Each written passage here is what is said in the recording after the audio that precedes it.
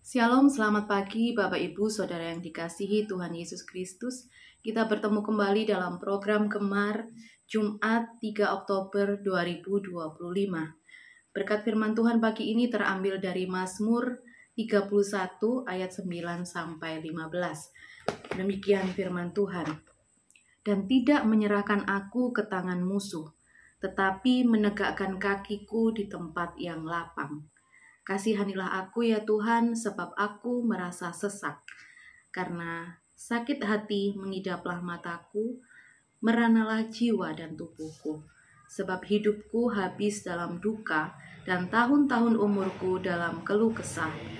Kekuatanku merosot karena sengsaraku, dan tulang-tulangku menjadi lemah.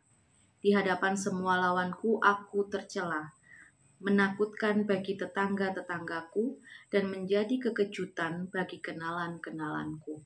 Mereka yang melihat aku di jalan lari daripadaku. Aku telah hilang dari ingatan seperti orang mati. Telah menjadi seperti barang yang pecah, sebab aku mendengar banyak orang berbisik-bisik. Ada kegentaran dari segala pihak. Mereka bersama-sama bermufakat mencelakakan aku. Mereka bermaksud mencabut nyawaku. Tetapi aku kepadamu aku percaya ya Tuhan. Aku berkata, Engkaulah Allahku.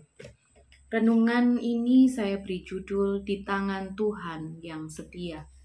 Bapak Ibu Saudara yang dikasihi Tuhan, dalam kehidupan kita pasti ada masa-masa di mana kita merasa tertekan, takut, bahkan ditinggalkan.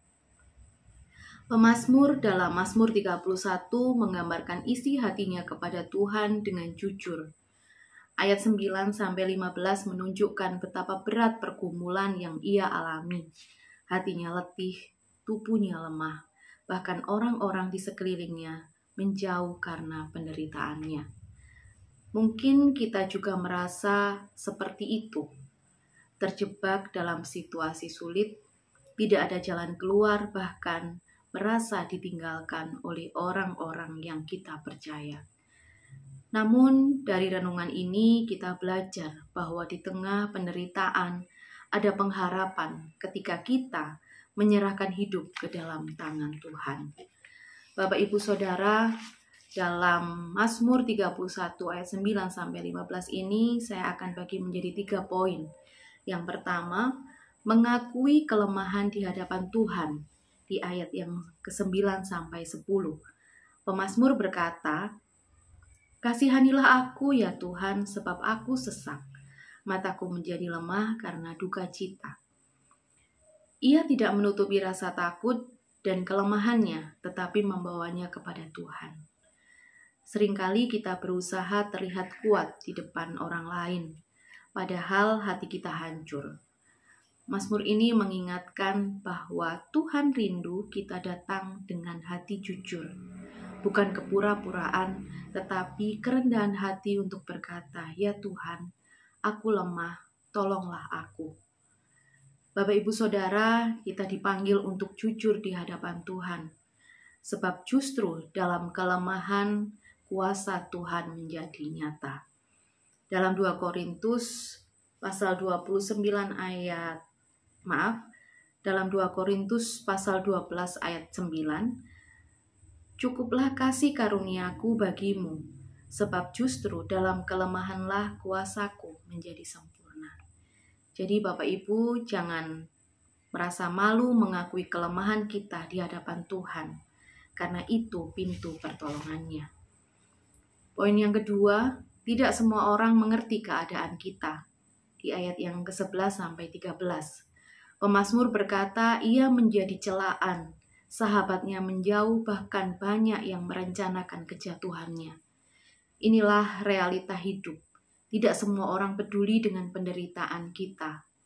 Ada yang menertawakan, ada yang menjauh, bahkan ada yang mengambil keuntungan dari kelemahan kita.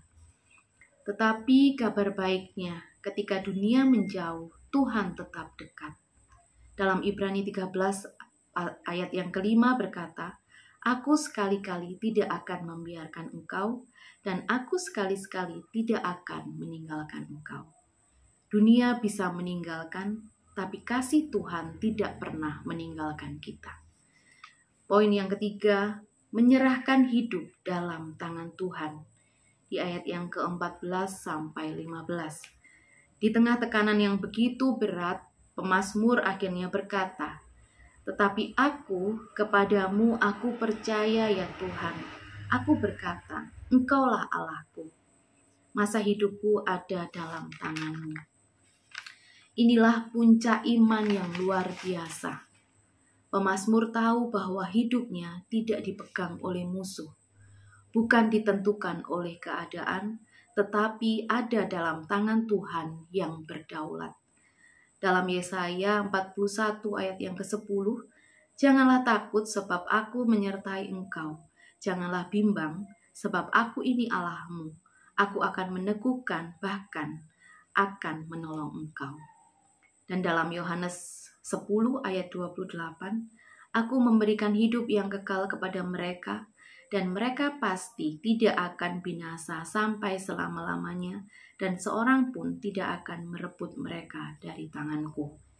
Jika hidup kita ada di tangan Tuhan, maka masa depan kita aman, karena Tuhan yang memegang kendali.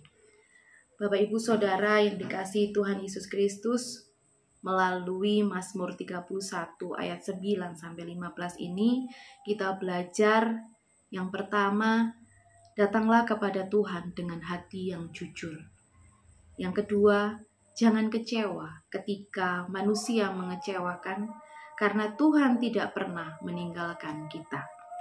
Yang ketiga, serahkan hidup kita sepenuhnya ke dalam tangan Tuhan, sebab hanya di tangannya ada pertolongan dan pengharapan yang pasti. Kiranya firman Tuhan ini menguatkan kita untuk tetap percaya sekalipun keadaan tidak menentu. Karena hidup kita bukan di tangan masalah, bukan di tangan manusia, tetapi di tangan Tuhan yang setia. Amin. Mari Bapak Ibu kita satu di dalam doa. Bapa yang baik, kami bersyukur untuk firman-Mu hari ini. Engkau tahu kelemahan kami, Engkau tahu rasa takut dan duka cita kami. Saat manusia mengecewakan, kami percaya Engkau tidak pernah meninggalkan kami.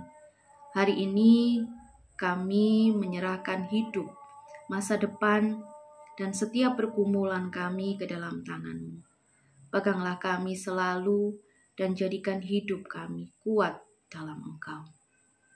Terima kasih Tuhan, dan kalau sebentar kami akan melakukan aktivitas kami, melakukan pekerjaan dan tanggung jawab kami mohon penyertaan-Mu mulai dari pagi hingga malam nanti.